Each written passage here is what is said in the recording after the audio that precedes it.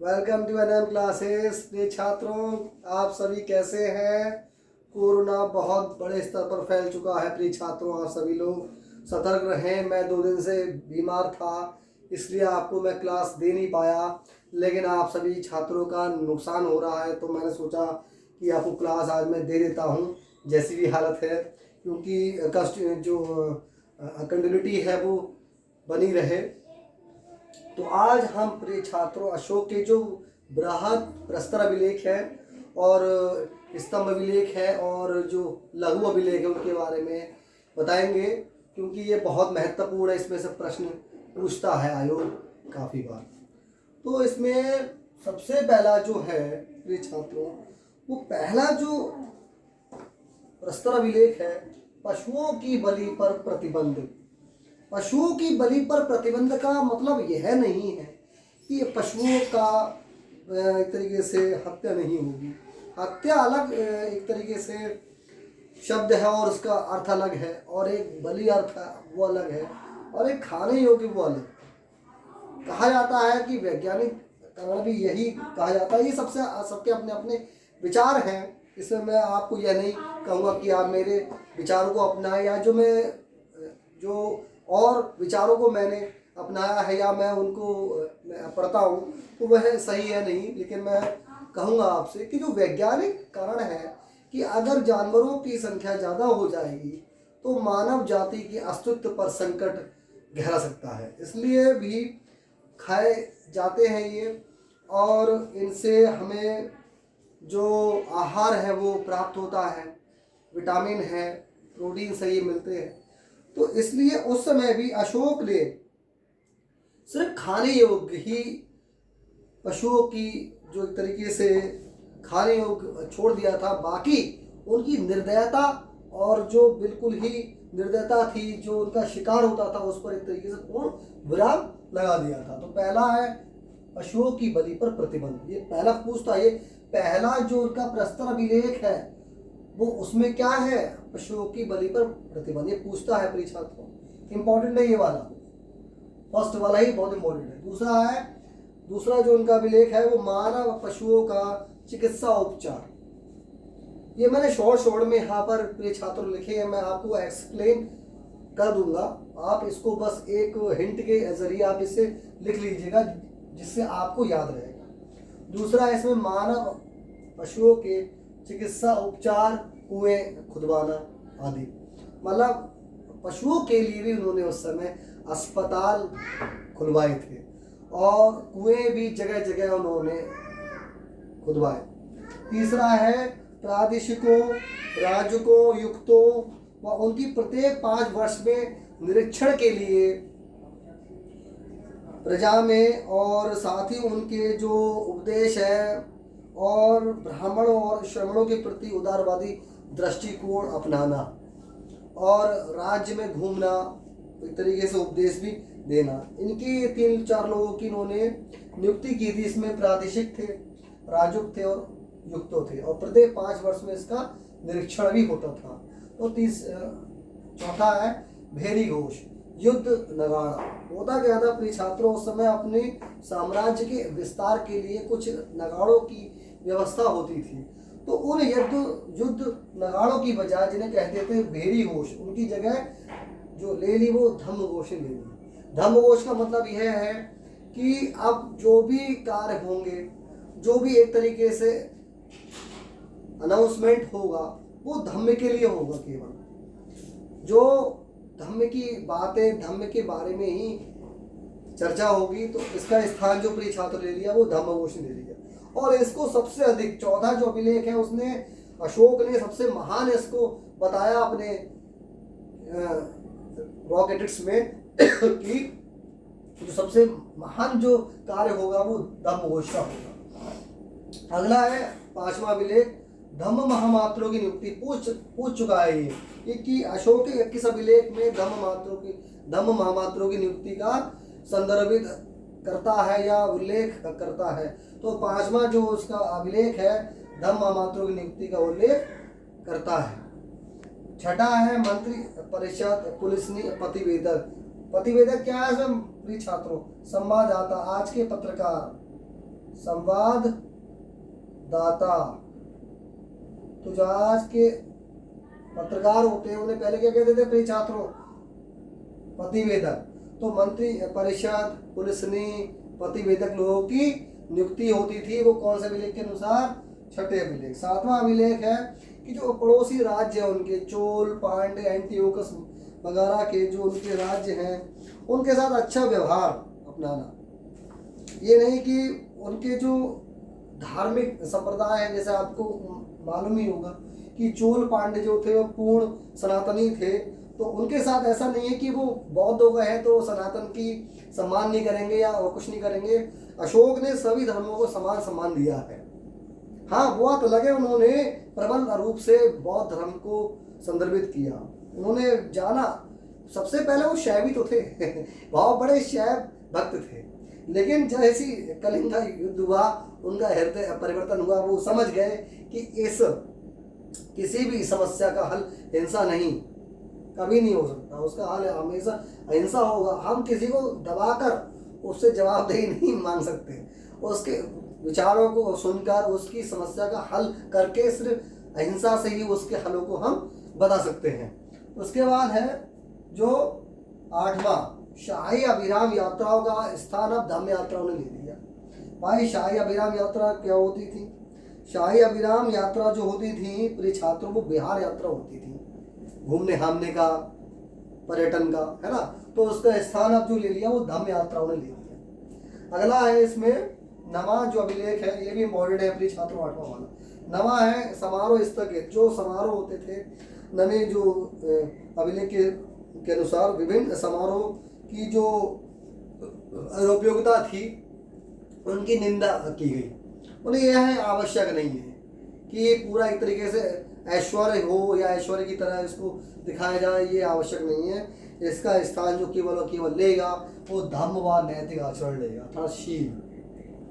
10वां जो अभिलेख है उनने कहा है कि अशोक को, मतलब सम्राट को और अधिक प्रसिद्धि की आवश्यकता नहीं है। अर्थात अपनी उन्होंने कह दिया कि अब मुझे इतना सम्मान नहीं चाहिए, जैसे सम्मान वो वाला नहीं, चापलूसी वाला सम्मान जैसे जो और लोग करते हैं कि अरे हमारे जो है, मतलब जो हमारे सीनियर हैं, हम जिनके सबॉर्डिनेट हैं, हम ऐसी एक तरीके से जो बातें हैं, गप्पे हैं या एक तरीके से जो जोक्स हैं वो उन्हें सुनाए और खुश हो जाए, ये आवश्यक नहीं है। आपके विचार जो हैं वो सदैव अटल रहने चाहिए, चाहे आपके वो सीनियर ही क्यों ना सही। लेकिन इसके लिए यह आवश्यक है हम उनका मान सम्मान भी करते रहें। ये नहीं कि आपको कितना भी ज्ञान प्राप्त हो जाए, आप कितने भी सही हैं, लेकिन ये नहीं कि आप दूसरे को अपने से छोटा या नीचा समझेंगे। यह विचार बिल्कुल गलत है मेरे छात्रों।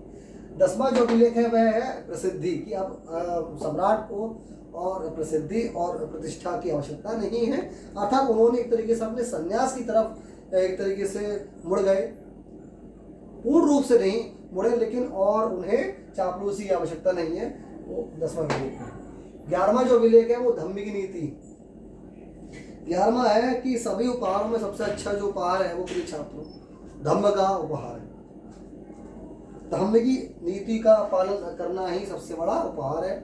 इसमें क्या है कि हम बड़ों का क्या करें, सम्मान करें। आप देख रहे होंगे एक तरीके से कि जो उनके अभिलेख हैं वो एक तरीके से ग्रंथ की तरह है, देख रहे हैं आप, क्योंकि हमारे जो भी ग्रंथ हैं उनमें क्या दी होती है, नैतिक बातें, बड़ों का हम कैसे क्या करें, सम्मान करें, छोटों से हम प्रेम करें, है ना।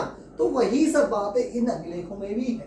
तो आप कह सकते हैं कि अशोक को काफी ज्ञान प्राप्त हो चुका था। वो बौद्ध धर्म में आके और एक तरीके से शीलवान इतने वो हो चुके थे कि उनके अंदर बिल्कुल भी कहीं घृणा हिंसा थी, बची नहीं रह गई थी, बिल्कुल न्यून स्तर की भी नहीं रह गई। तो एक आवश्यक नहीं है कि आप पूजा अर्चना करके ही आप नैतिक हो सकते हैं, आवश्यक नहीं है। आपके जो विचार है वो आपको सबसे ऊपर बनाते हैं। फिर जो अगला है 12वां जो अभिलेख है इति जगह महामात्र। इति जगह महामात्र एक उस समय डेजिग्नेशन था।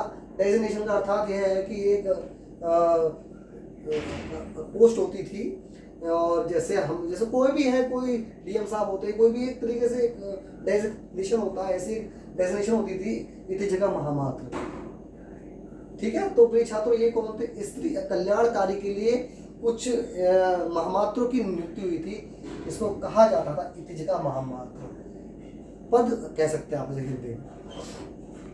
13वां सबसे बड़ा अभिलेख है इनका। 13वां जो अभिलेख है वो प्रिय छात्रों कलिंग युद्ध का वर्णन करता है। कलिंग युद्ध जो कि 261, कहीं कहीं 262 भी हो सकता है, तो आप बिल्कुल परेशान ना हो कि अरे सर ने तो हमें 261 ईसा पूर्व बताया है और वहाँ 262 ईसा पूर्व था। तो प्रिय छात्रों इसमें 261 से 262 ईसा पूर्व दोनों हो सकते हैं। ऑप्शन में कभी ऐसा नहीं आएगा कि दोनों आ जाए, और अगर दोनों आते हैं तो शायद ए और बी आएगा श्योर। तो इसमें 261 और 262 दोनों ही आंसर इसमें बिल्कुल ठीक है। तो या तो एक तो जैसे आता है ना 261 डैश 262, या तो ऐसे आएगा, या पे 261 आएगा या 262 आएगा, दोनों ही ठीक है। तो कलिंग का जो युद्ध हुआ वह किससे हुआ था? कलिंग क्या है भाई? कलिंग जो है वो आज का उड़ीसा है। कलिंग जो है प्रिय छात्रों वो आज का क्या है? उड़ीसा है। तो उड़ीसा की जैसे हमारे जो राष्ट्रगान में उसमें उड़ीसा का भी तो जिक्र है, उत्कल है, उत्कल बंगा, तो उसमें जो उत्कल है वही तो उड़ीसा। तो वहाँ जो युद्ध हुआ वहाँ का जो राजा था उसका नाम प्रिय छात्रों बता सकते हैं आप? बताना आप, लेकिन मैं आपको बता देता हूँ पहले। यहाँ के जो उस समय शासक थे उनका नाम था अनंत पद्मनाभन। अनंत पद्मनाभन जो थे वो वहाँ के शासक थे। उनसे अशोक का युद्ध हुआ और इसमें अशोक भारी जीत हुई। अशोक की कहते हैं ना, जीत ही नहीं भारी जीत हुई। लगभग 1 लाख सैनिक उसमें काट दिए गए थे। 1 लाख ये छात्र बहुत होते हैं, जिसे जेनोसाइड की भी संज्ञा दी जा सकती है। तो एक तरीके से मानव जाति का एक तरीके से विनाश हुआ था, जिससे अशोक बहुत ही क्षुब्ध हुए। उनके हृदय पे बड़ा एक आघात पहुंचा, जिससे वो बौद्ध धर्म में भी परिवर्तित होने का भी इनका यह सबसे बड़ा मुख्य कारण रहा, कलिंग युद्ध। तो ये पूछता है आयोग कि अशोक के किस शासन काल में या अशोक के राज्याभिषेक के किस वर्ष में? इसमें भी डाउट है। डाउट कुछ नहीं है, या तो इसमें आएगा, देखिए या तो इसमें आएगा 262 के अनुसार 8वें वर्ष में, और अगर 261 आएगा तो आएगा 9वें वर्ष में। अशोक के राज्याभिषेक के 9वें वर्ष या 8वें वर्ष के में वे मतलब के बाद क्या हुआ? कलिंग का युद्ध हुआ था। और सबसे पहले जो थे वो अशोक शिव के बहुत बड़े उपासक थे भाई, शिव भक्त थे, बहुत बड़े शिव भक्त। ऐसा नहीं है कि मैं कह दूं कि रावण की तरह थे ऐसा, लेकिन फिर भी काफी शिव जी को बहुत मानते थे। लेकिन कलिंग युद्ध के बाद उनका हृदय परिवर्तन हो गया और वो बौद्ध धर्म की ओर पूर्ण तरीके से मुड़ गए थे। और उनके इस 13वें अभिलेख में यूनानी पड़ोसी जो राज्य था, वहां के जो राजा थे एंटियोकस द्वितीय, और जो दक्षिण भारत के जो राज थे केरल पुत्र सत्यपुत्र के चोल और पांड्य, उन पे भी जीत हासिल की है, लेकिन धम्म द्वारा। वो अपने आप ही उनके सामने नतमस्तक हो गए। जैसे ही अशोक वहाँ उन्होंने कहा कि अशोक की उन्होंने धम्म की इतनी विचार उनके सुने, तो अपने आप ही उन्होंने एक तरीके से संधि की और अपनी ही हार को स्वीकारा। फिर इसके बाद है उन्होंने, लेकिन इस 13वां जो अभिलेख है उसमें सबसे बड़ा एक यह भी कह सकते हैं कि अशोक को वैसे तो बहुत शील हो गए थे, लेकिन इस अभिलेख में उन्होंने सिर्फ एक बात ऐसी कह दी है कि कहा जाता है कि यहाँ इन्होंने बड़ी चेतावनी के साथ और बड़ी कट्टरता के साथ इन्होंने कहा है, वन्य जनजातियों को चेतावनी दी है बड़ी कट्टरता के साथ। क्योंकि खैर कहा जाता है कि कोई भी अशिक्षित हो उसे समझाना बड़ा कठिन होता है अपनी छात्र। शिक्षित को तो आप समझा सकते हो बहुत आसानी से, लेकिन जो अशिक्षित होता है वो समझाना बहुत कठिन होता है, क्योंकि वो बहुत रूढ़ी होता है। ये सच्चाई है, वो रूढ़ी इतना होता है कि वो अरे ऐसे नहीं करेंगे तो ऐसा हो जाएगा, ऐसे नहीं करेंगे तो ऐसा हो जाएगा। और शिक्षित भी बहुत ऐसे होते हैं जो मैंने देखे बहुत रूढ़ीवादी होते हैं, अरे नहीं ऐसे नहीं करेंगे तो ऐसा हो जाएगा। तो ऐसे शिक्षित होने का भी क्या बात। तो जो अशिक्षित थे, जो जनजाति उस समय जो 4 आदिवासी लोग थे वो रहते थे, वो एक तरीके से पूर्ण रूढ़िवादी थे। तो उन्हें समझाने के लिए उन्हें थोड़ा गुस्सा आया और उन्हें बड़ा चेतावनी भी दी है बहुत कट्टरता से, लेकिन उन्होंने किसी पर हमला या प्रहार नहीं किया। 54वां जो उनका आखिरी अभिलेख है उसका सिर्फ एक ही है कि जो प्रस्तर अभिलेख है उनके उद्देश्य क्या क्या है, उनके बारे में उसका वर्णन है। इसके अलावा उसमें कुछ भी नहीं। तो इस तरीके से छात्रों इनकी जो 14 प्रस्तर अभिलेख है वो पूर्ण होते हैं। अब इसमें जो है और भी इसमें से आते प्रश्न जो है उनके स्तंभ अभिलेख और उनसे संबंधित संदेश हैं, जो इसे मैंने अभी लिखे नहीं है, लेकिन जो जो महत्वपूर्ण मैं लिख दूंगा, चलो लिख देता हूं, क्योंकि वो फिर आप इसको उतार लो, आप वीडियो पॉज करके आप इसको लिख लेना, ठीक है प्रिय छात्रों? काफी इतना पॉज करने के लिए।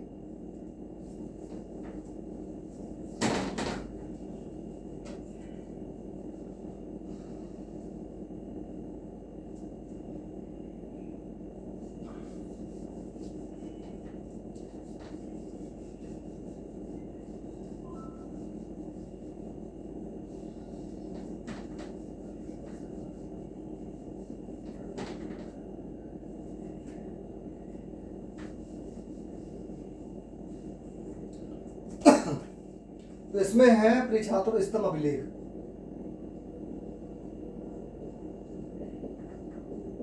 क्या थे भाई? जो जो महत्वपूर्ण वो आपको मैं लिख दूंगा, बाकी मैं प्रिय छात्रों में आपको बोल दूंगा, आप वीडियो पॉज करके लिख लेना, ठीक है?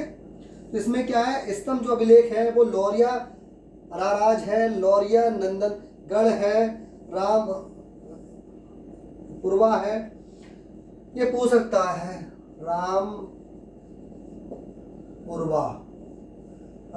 पुरवा का जो अभिलेख है, ठीक है?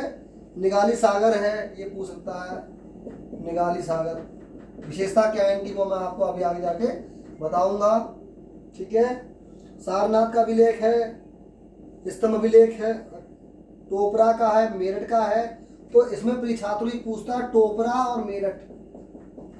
और मेरठ के दो ऐसे जो स्तंभ अभिलेख हैं जिनको फिरोज शाह तुगलक ने दिल्ली स्थानांतरित करवाया था। तो टोपरा और मेरठ के दो केवल ऐसे जो स्तंभ अभिलेख थे जिन्हें फिरोज शाह तुगलक ने कहाँ बुक कराया प्रिय छात्रों? स्थानांतरित, दिल्ली स्थानांतरित करवाया था। ये पूछ सकता है, ये इंपॉर्टेंट है।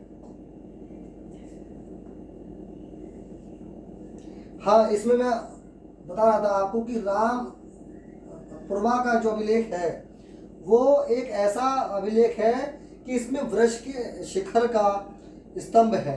इसमें जो इसका जो शिखर है उस पर जो चेहरा है वो वृक्ष का है, ठीक है?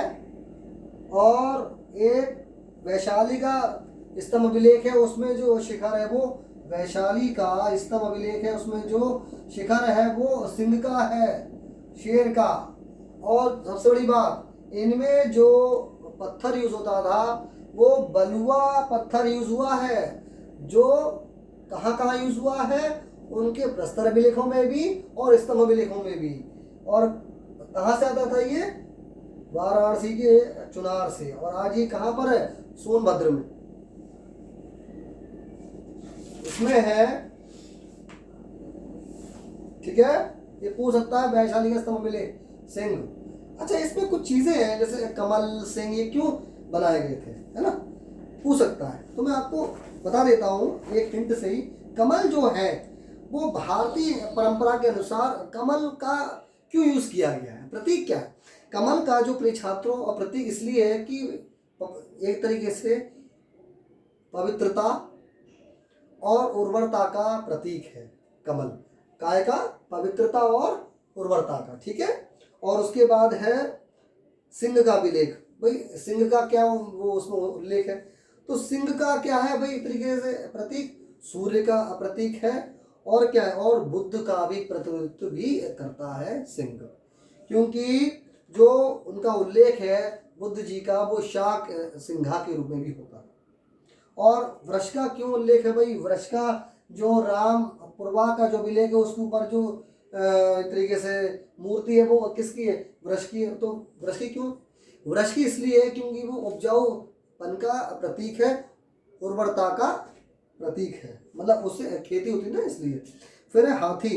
तो हाथी क्या है भाई? बौद्ध धर्म में हाथी का बहुत उल्लेख है, क्योंकि ऐसा कहा जाता है कि भगवान बुद्ध ने माता महामाया देवी के गर्भ में एक तरीके से उन्होंने हाथी के रूप में क्या किया था, प्रवेश किया था। हाथी के रूप में उन्होंने गर्भ में उनके प्रवेश किया था।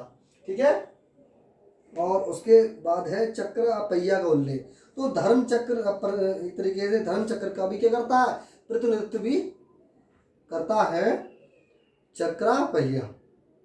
और घोड़ा क्या है प्रिय छात्रों, घोड़ा है सिद्धार्थ के गृह त्याग का प्रतीक है घोड़ा। अब इसके बाद जो कुछ कुछ है कि मतलब इनके एक तरीके से उद्देश्य क्या क्या थे, जो इनके जो सारे वो मलय स्तंभ जो स्तंभ अभिलेख है उनके क्या क्या उद्देश्य थे वो कहीं कहीं पूछ लेता है, लेकिन कम पूछता है। जो महत्वपूर्ण है इसमें मैं आपको उसके बारे में बता देता हूँ और लिख देता हूँ। तो पहला वाला है पहला स्तंभ अभिलेख। याद रखना प्रिय छात्रों, स्तंभ अभिलेख अलग है और प्रस्तर अभिलेख अलग है। तो स्तंभ खंबे वाले जो अभिलेख है, तो पहला जो स्तंभ अभिलेख है उसका क्या है, सामाजिक संहिता। पहला वाला जो स्तंभ अभिलेख है उसका क्या उद्देश्य है, सामाजिक संहिता। ठीक है ये छात्रों। और दूसरा वाला है उसका है, मुझे इतना महत्वपूर्ण नहीं लेकिन मैं आपको ऐसे ही बोल देता हूं। दूसरा जो है उसका है धम्म न्यूनतम पाप के योग से मिलकर बना है। धम्म जो है वो न्यूनतम पाप के योग से मिलकर बना है। अच्छे कर्मों का निष्पादन, दया, पवित्रता और सत्यवादिता का पालन करने का वर्णन करता है। ठीक है। और तीसरा स्तंभ अभिलेख है आत्मा और पाप। ये पूछ सकता है तीसरा जो स्तंभ अभिलेख है वो उसका क्या उद्देश्य, आत्मा और पाप के बारे में बताता है। आत्मा और पाप, आत्मा और पाप। चौथा जो है वो है प्रिय छात्रों राजू का। ठीक है, राजू का। और पांचवा पूछ चुका है आयोग एक बार, बहुत महत्वपूर्ण है पांचवा वाला। इसमें क्या है, लोकप्रियता से दिल्ली टोपरा स्तंभ अभिलेख के नाम से जाना जाता है। और सबसे बड़ी बात है पांचवा जो स्तंभ अभिलेख है उसमें पूछता, इसमें है पशु हत्या पर प्रतिबंध। पशु हत्या पर प्रतिबंध है भाई, ये पूछता है भाई एग्जाम में। किसी भी एग्जाम का कोई सेट उठा के देख लेना, चाहे वो RO का हो, PCS प्रीलिम का हो, उसमें ये पूछ चुका है किसी ना किसी के प्रैक्टिस सेट में या किसी न किसी 2012-13 में आ चुका है कि जो पांचवा जो स्तंभ अभिलेख है उसका उद्देश्य क्या है, या फिर उसने प्रश्न इस तरीके से ये पूछा है कि पशु हत्या पर प्रतिबंध जो है वो किस अभिलेख में दर्शाया गया है। तो उसका है प्रिय छात्रों पांचवा स्तंभ अभिलेख। ठीक है। छठा क्या है भाई, लोक कल्याण। लोक कल्याण, ठीक है भाई। और सातवां धम्म महामात्र। अन्य प्रासंगिक शिलालेख हैं, अब मैं इसको जल्दी जल्दी आपके बारे में से बता देता हूँ। पहला है इसमें इलाहाबाद कोशम या रानी का अभिलेख भी इसे कहते हैं, इसे कौशाम्बी का मतभेद अभिलेख भी कहते हैं। तो इसमें क्या है, इसमें भाई जो अशोक की रानी है कौरवती, उसमें इनका भी नाम है। एकमात्र रानी एक ही थी, बताया था मैंने आपको लास्ट क्लास में। तो एकमात्र रानी जिनका नाम इसमें है, रानी उनकी तो कई थी। ठीक है। तो अशोक की संघ के सदस्यों को श्रेणियों में विभाजन उत्पन्न करने के विरुद्ध चेतावनी भी है इसमें। और इसी अभिलेख पर जो कौशाम्बी का जो अभिलेख है, इसी अभिलेख पर समुद्रगुप्त का उल्लेख है। किसका है, समुद्रगुप्त का उल्लेख है। ठीक है। और जहांगीर जो था वो इसे हटाकर कहाँ ले आया था, जो कौशाम्बी का जो अभिलेख है या फिर रानी का अभिलेख है या फिर इलाहाबाद का अभिलेख है, यही वाला, इसको कहाँ ले आया था, जहांगीर इसको ले आए थे कहाँ पर, इलाहाबाद। ठीक है, इलाहाबाद के किले में। कहाँ ले आए थे, इलाहाबाद के किले में। फिर है इसमें रुद्रदामन या काठियावाड़ का गिरनार अभिलेख। काठियावाड़ कहाँ है भाई, गुजरात में। तो काठियावाड़ का जो उनका रुद्रदामन का उसमें उल्लेख है, क्या है इसमें भाई, चंद्रगुप्त के एक गवर्नर थे, चतुर्थ मौर्य के गवर्नर थे पुष्यगुप्त। तो उन्होंने क्या बनवाई थी, सुदर्शन झील। क्या बनवाई थी, सुदर्शन झील। किसने? पुष्यगुप्त ने, चंद्रगुप्त मौर्य के जो प्रांतीय गवर्नर थे। तो उसका एक तरीके से उन्होंने रिपेयरिंग की है, पुनरुद्धार किया है। किसने? रुद्रदामन ने। ये भी एक शासक थे प्रिय छात्रों, बताऊंगा मैं इसके बारे में जब मौर्य के बताएंगे। ये रुद्रदामन, तो इसका ये है गिरनार अभिलेख भी इसे कहते हैं, या काठियावाड़ का अभिलेख भी इसे कहते हैं। ठीक है। अगला है कंधार अभिलेख, या इसकी क्या विशेषता है? सॉरी प्रिय छात्रों, इसकी यह विशेषता है कि ये दो भाषाओं में है, यूनानी अभिलेख और आरमाइक अभिलेख। इसमें दो भाषाएं हैं, यूनानी और आरमाइक। इसमें दो भाषाएं हैं, यूनानी और आरमाइक। और चौथा है निगाली सागर अभिलेख। निगाली सागर कहाँ पर है भाई? ये नेपाल में है। कहाँ है प्रिय छात्रों? नेपाल में। तो इसमें क्या भाई, जो पहले स्तूप के विस्तार जो था, ये पूछता है, यही तो पूछता है कि अशोक के शासनकाल में कहाँ पर गए, कहाँ नहीं गए। बहुत महत्वपूर्ण है प्रिय छात्रों। निगाली सागर कहाँ पर है भाई? नेपाल में। ठीक है। क्या है इसमें? इन्होंने, आपने देखा होगा एक सफेद रंग का एक बहुत बड़ा, बहुत अच्छा सा स्तूप है, फोटो वगैरह देखा होगा, वो निगाली सागर ही है। कहाँ पर है वो? नेपाल में। तो कहाँ पर बना भाई वो? अशोक के राज्याभिषेक के 14 वर्ष बाद। ये पूछता है, अशोक के राज्याभिषेक के 14 वर्ष बाद बनवाया। और बाद में अशोक के निर्माण स्थल के दौरे, और बाद में इसे अशोक देखने भी गए। अशोक कब? अशोक के शासनकाल के 20वें वर्ष बाद। ये पूछता है, दोनों अलग अलग बातें हैं भाई। क्या है? निगाली सागर जो स्तूप है, बना जो है वो क्या है? वो अशोक के शासनकाल के 14वें वर्ष में बनना शुरू हुआ होगा। जब बन गया, जब उसका निर्माण हो गया, तो उसे अशोक निरीक्षण के दौरान देखने गए, अशोक अपने शासनकाल के 20वें वर्ष में। फिर है, ये बहुत महत्वपूर्ण है प्रिय छात्रों, रुम्मेनदेही अभिलेख। रुम्मेनदेही अभिलेख क्या है इसमें भाई? रुम्मेनदेही ये कहाँ पर है? पहली बात तो नेपाल। नेपाल के दो हैं भाई, निगाली सागर और रुम्मेनदेही। क्या है रुम्मेनदेही में? रुम्मेनदेही है, ये उल्लेख करता है कि बुद्ध का जो जन्म स्थान है लुम्बिनी, वहां अशोक उस पवित्र स्थान को देखने गए, दौरा किया वहां का, और वहां उन्होंने आराधना भी की है। और जो गांववासी, लुम्बिनी एक्चुअली गांव था, है ना, तो गांववासी जो थे वहां के, उन्होंने टैक्सेस में भी रियायत की है, करों में भी। वहां के जो गांव के लोग थे उनको भी, उनके करों में भी क्या किया है छात्रों? रियायत उन्होंने दी है। और रियायत में क्या किया है भाई? उन्होंने ये किया है कि जो कर जो वहां के गांववासी देते थे, वो अब 1/8 कर देने लगे। पहले कितना था? 1/6 कर, और अब देंगे 1/8 कर। ठीक है। और बलि से उन्होंने क्या कर दिया? मुक्त कर दिया। ठीक है। ये पूछता है भाई रुम्मेनदेही अभिलेख। ठीक है।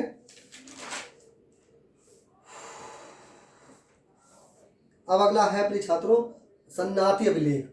ये कहाँ का भाई? कर्नाटक का है। सन्नाती अभिलेख कहाँ का है?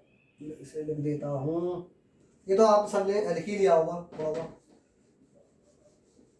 जो महत्वपूर्ण है वो आपको मैं सब बता देता हूँ प्रिय छात्रों। मैं ये सोचता हूँ कि जो मैं आपको मैं समझाऊँ ऐसा कि जो भी टॉपिक मैं आपको समझा रहा हूँ, तो 1% ऐसा हो कि उससे बाहर, अगर 1% ऐसा हो सकता है कि उससे उसे बाहर प्रश्न आ जाए, 99% मेरी यही वो रहती कोशिश कि जो मैं आपको बिंदु, जिस बिंदु में जो भी आपको पूरा मैं समझा रहा हूँ, उसमें से 99% प्रश्न उसमें से आ जाए, है ना। यह मेरी हमेशा क्या एक कोशिश रहती है। तो इसमें क्या था अगला? सन्नाती अभिलेख। सन्नाती अभिलेख क्या है भाई? ये कहाँ का है? ये कर्नाटक का, कर्नाटक का है। इसमें क्या है भाई? 14 बड़े प्रस्तर अभिलेखों और साथ ही 2 पृथक कलिंग अभिलेखों का उत्खनन स्थल। यहाँ 14 बड़े प्रस्तर जो अभिलेख हैं और 2 पृथक कलिंग जो वो है उनके अभिलेख है, उसका उत्खनन ये स्थल भी रहा। कलिंग अभिलेख क्या है भाई? इसमें भावली और जौगढ़, ये भाई इंपॉर्टेंट है भाई। भावली और जौगढ़ कहाँ पर है ये दोनों भाई? उड़ीसा में है, याद रखना, पूछता है भाई ये भावली और जौगड़। तो इसमें क्या है कलिंग अभिलेख में, उसमें ये लिखा है सभी मनुष्य मेरी संतान का उल्लेख करता है। इसमें यह है एक तरीके से सॉरी, ये इस प्रकार से नहीं है कि अशोक ने अपने आप को भगवान मान लिया। उन्होंने ये तरीके से कहा कि राजा जो होता है वो प्रजा का एक तरीके से पिता होता है और जो उनकी प्रजा है वो उनकी संतान है। तो एक तरीके से उन्होंने यह इसमें दर्शाया है। तो भावरी और जौगड़ कहाँ पर है ये आज के समय में? उड़ीसा। ठीक है प्रिय छात्रों, ये प्रश्न भाई ये वाला बहुत महत्वपूर्ण है जो मैं आप लिख रहा हूं इसमें। क्या है इसमें? सौगोरा, सौगोरा ताम्र अभिलेख, सौगोरा ताम्रपत्र अभिलेख। भाई क्या है इसमें महत्वपूर्ण? इसमें यह है कि ऐसा महान स्थान था जहाँ चंद्रगुप्त मौर्य का जो अभिलेख है उसमें यह दर्शाया गया है कि मगध में अकाल के दौरान अपनाए गए राहत उपायों का उल्लेख है। ये पूछता है भाई, ये आया हुआ प्रश्न आयोग के कि सौगोरा ताम्रपत्र अभिलेख में क्या है? मगध में जब चंद्रगुप्त मौर्य का शासन था तो उस समय भयंकर क्या आया था? ड्राउट आया था या फिर अकाल आया था। तो उस अकाल के दौरान चंद्रगुप्त मौर्य ने खाने की क्या करी थी? व्यवस्था की थी। अपने जो एक तरीके से प्रजा के जो लोग थे उनके खाने की मुफ्त में क्या की थी? व्यवस्था की थी। इसमें उन्हें गेहूं दिए, चावल दिए, जो भी उस समय अनाज रहा होगा वो दिया गया। तो ये प्रिय छात्रों प्रश्न आ चुका है। तो खाने का, रहने का के राहत उपाय किए थे चंद्रगुप्त मौर्य ने। चंद्रगुप्त मौर्य ने राहत उपाय किए थे। ठीक है, इसमें मेरा अगला है लघु प्रस्तर अभिलेख 1 दर्शाता है कि अशोक का बौद्ध धर्म के ओर झुकाव अकस्मात नहीं उत्तरोत्तर हुआ। सत्ता में लगभग 2.5 वर्ष बाद, पूछ सकता है, सत्ता में लगभग 2.5 वर्ष में जब तक वो रहे उसके बाद ही उनका बौद्ध धर्म में झुकाव हुआ। ठीक है प्रिय छात्रों, लघु प्रस्तर अभिलेख 3 इसमें क्या है? अशोक ने संघ का सत्कार किया है, बुद्ध धर्म संघ में गहरी आस्था की है और भिक्षु भिक्षुणियों व आम समाज के लिए बौद्ध ग्रंथों की अनुशंसा भी की है। तो ये इतना महत्वपूर्ण है नहीं, इसलिए मैं आपको बोल रहा हूँ, बस मैं एक तरीके से लिखवा नहीं रहा हूँ इसलिए। ठीक है, जो जो मैं लिखता हूँ वो महत्वपूर्ण है। ये सब मतलब यह नहीं है आप इसको कि जो मैं बोल रहा हूँ उससे आप ना सुने या लिखे ना। प्रश्न कहीं से भी आ सकता है अपने छात्रों, क्योंकि दिस इज कंपटीशन। कंपटीशन में कहीं से भी प्रश्न आपसे पूछ सकता है, लेकिन हर एक प्रश्न का पूछने का दायरा होता है और एक सीमा होती है। फिर इसमें है, ये बहुत इंपॉर्टेंट है जो मैं आपको बताने जा रहा हूँ। इसमें है प्रिय छात्रों शाहबाज गढ़ी और मनसेरा। शाहबाज गढ़ी मानसेरा, क्या विशेषता है इनकी? महत्वपूर्ण क्यों है? क्योंकि यही एक दोनों एक ऐसे अभिलेख हैं जो जिनकी जो लिपि पाई गई है प्रिय छात्रों वो खरोष्टी लिपि पाई गई है। यही एक ऐसे दो अभिलेख हैं, शाहबाज गढ़ी और मनसेरा या मानसेरा, शाहबाज गढ़ी, यही एक ऐसे दो शिलालेख हैं जहाँ जिनकी जो लिपि है प्रिय छात्रों वो खरोष्टी लिपि है। ठीक है, पूछ सकता है कि किन दो शिलालेखों की जो लिपि है वो खरोष्टी है, तो उसमें ऑप्शन दिया होगा शाहबाज गढ़ी और मानसेरा, तो दोनों इसके उत्तर है। ठीक है प्रिय छात्रों, महत्वपूर्ण है ये।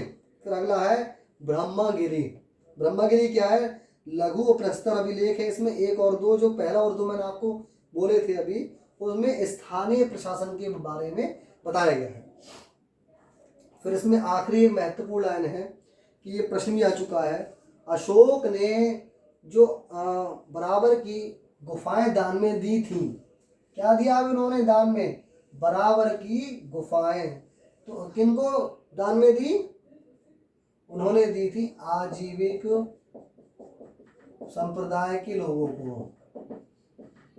आजीविक संप्रदाय के लोगों को बराबर की गुफाएं दान में दी किसने? अशोक ने। ये पूछ चुका है प्रश्न। ठीक है प्रिय छात्रों,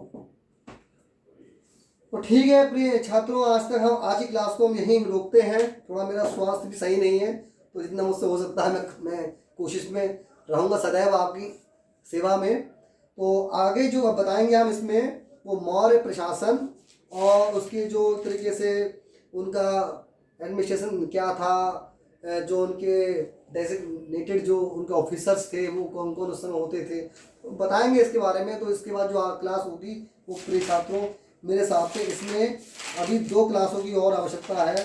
थोड़ा ये चैप्टर लंबा है, इसमें से पूछता है। 2 क्लास में इसके प्रिय छात्रों की और लूँगा, फिर आपका इसके साथ ही मौर्यकाल लगभग पूरा ही एक तरीके से समाप्त हो जाएगा। इसमें भी 2 क्लासेस और शेष हैं। तो thank you for watching NM classes, keep watching NM classes. नमस्कार प्रिय छात्रों।